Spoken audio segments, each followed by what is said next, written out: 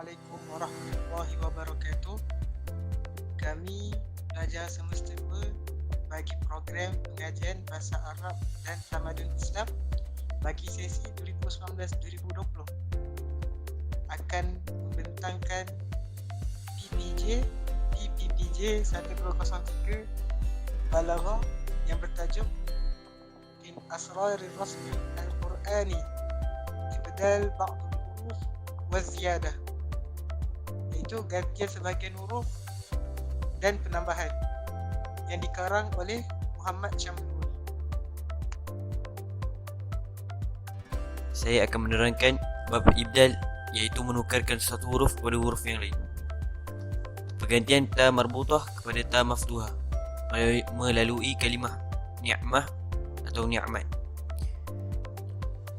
Kalimah ini ditulis di dalam Al-Quran dengan ta marbutah sebanyak 25 kali, manakala ditulis dengan ta maftuhah sebanyak 11 kali.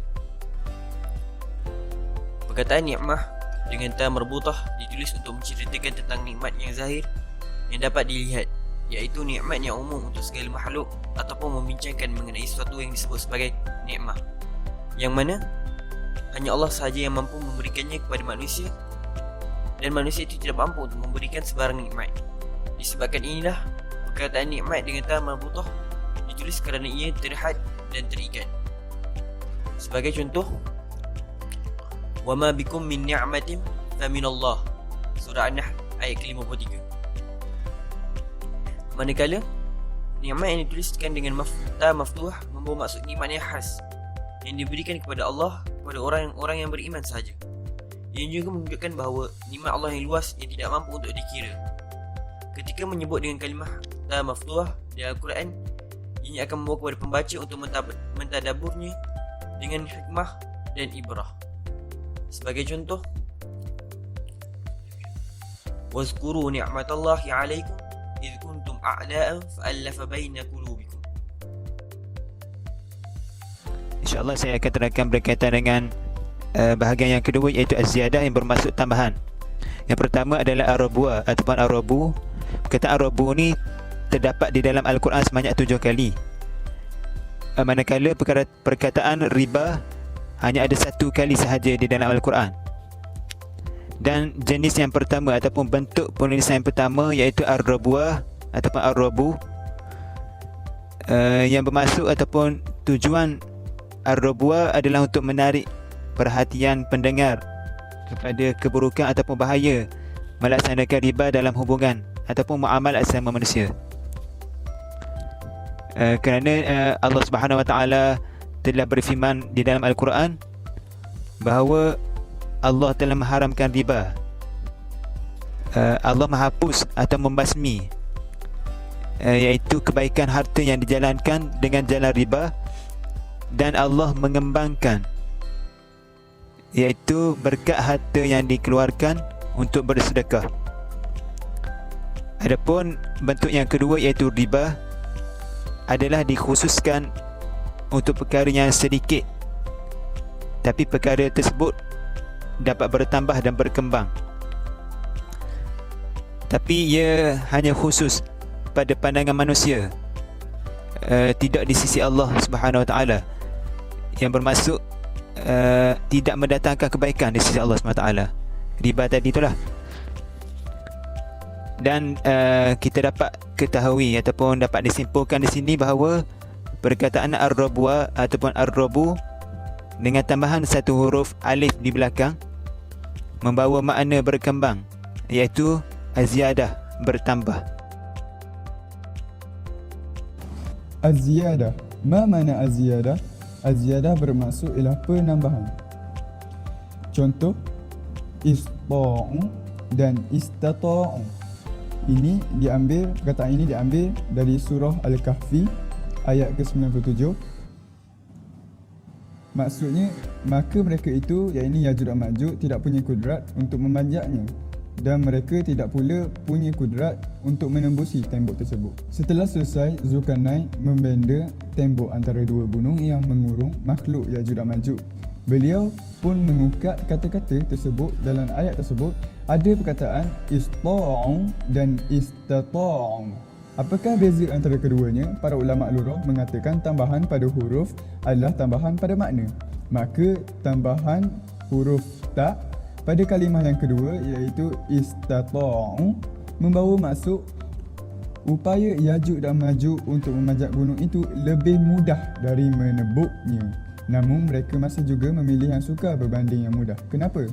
Mereka menggali lubang untuk menembusi tembok antara gunung itu dan setelah menanggung kepayahan selama ribuan tahun, akhirnya mereka dapat menembusinya dengan izin Allah Subhanahu Wa Taala.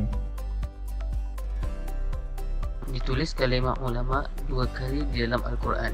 Ianya menunjukkan tempat yang mulia untuk ulama disebabkan mereka sama sekali berbeza dengan manusia, seperti firman Allah dalam surah Az-Zumar ayat 9 iaitu A'udzu billahi minasyaitonir rajim. Qul hal yastawil ladzina ya'lamuna wal ladzina la ya'lamun. Kedua ayat yang mengandungi perkataan ulama ialah pada surah Asy-Syu'ara ayat 197 yang berbunyi A'udzu billahi minasyaitonir rajim. Awalam yakul lahum ayatan an ya'lamahu ulama'u bani Israil.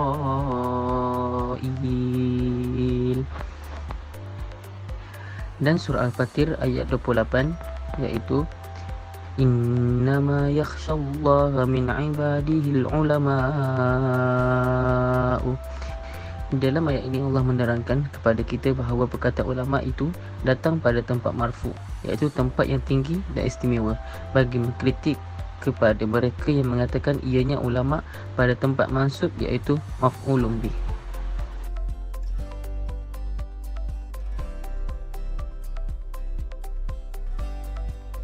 Ditulis kalimah fa'in dengan tambahan huruf ya dalam Al-Quran secara khas apabila ketika menyebut berkaitan kewafatan Rasulullah sallallahu alaihi wasallam. Ini bagi memberi perhatian bahawa Rasulullah sallallahu alaihi wasallam akan wafat seperti manusia lain. Dan ini menunjukkan ke atas orang Muslim janganlah terasa terlalu bimbang di atas balasan yang akan ditimpa setelah mati sehingga kehidupan menjadi tidak tenang. Dan juga untuk memberitahu bahawa tiada siapa yang akan hidup kekal abadi selain Allah.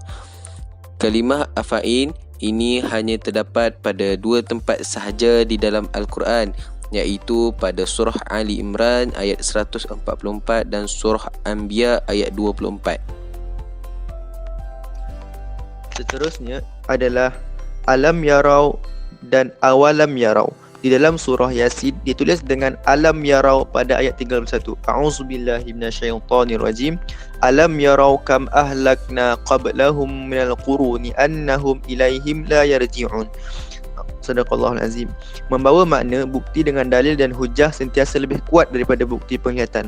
Ayat ini menerangkan bahawa kemampuan Allah untuk menghancurkan umat-umat terdahulu, dan ternyata peristiwa itu memang berlaku terhadap masa lalu sahaja.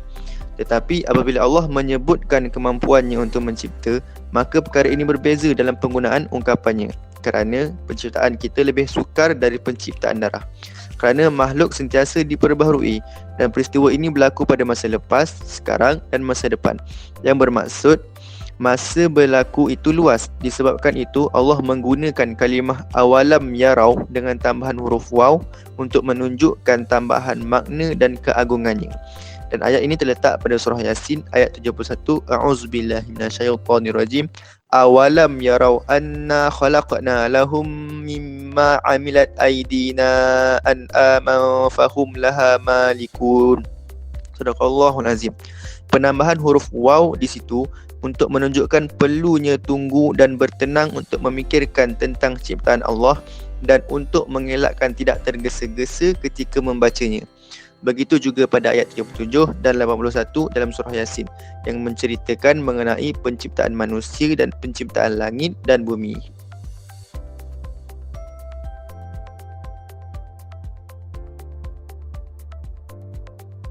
Seterusnya kita pergi kepada ayyuha. Ditulis kalimah ayyuha dengan terdapat alif pada hujung kalimah di dalam Quran sebanyak 150 kali. Manakala kalimah ayyuha dengan membuang alif terdapat sebanyak 3 tempat sahaja di dalam Quran. Yang pertama daripada surah An-Nur ayat 31. Wa tubu ilallahi jami'an ayyuhal mu'minuna la'allakum tuflihun. Maksudnya, dan bertaubatlah kepada Allah wahai orang-orang yang beriman supaya kamu mendapat pengampunan. Ditulis kalimah ayyuha di dalam ayat ini untuk memberitahu bahawa setiap orang beriman harus bertaubat dari kesalahan yang dia lakukan dengan secepat mungkin dan tidak perlu ragu-ragu untuk melakukannya. Yang kedua, daripada surah Az-Zukhruf ayat 49. Wa qalu ayyuhas sahiru da'u lana rabbak. Wahai ahli sihir sekalian, panggillah Tuhan kamu. Ditulis kalimah ayyuha di dalam ayat ini untuk memberitahu bahawa Fir'aun dan pengikutnya meminta Nabi Musa untuk segera mengangkat azab daripada mereka, azab yang telah diturunkan kepada mereka.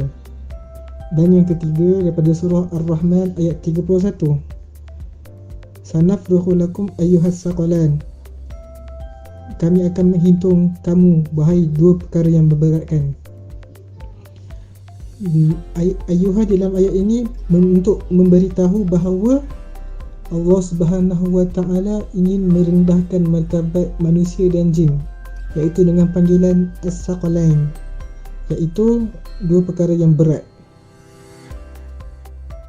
Saya akan menerangkan berkaitan dengan al-faslu, iaitu pemisahan daripada ayat fama li haula'il qaumi.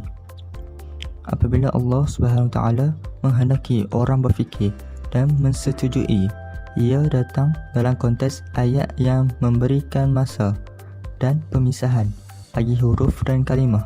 Contoh seperti surah An-Nisa ayat 78 yang bermaksud, maka mengapa orang-orang itu, orang munafik, hampir-hampir tidak memahami pembicaraan sedikit pun. Berdasarkan ayat tersebut, terdapat pemisahan antara huruf lam dan kalimah haula'i, kerana kalimah la yukadun, hampir, datang untuk meningkatkan kesegaran dan pemahaman.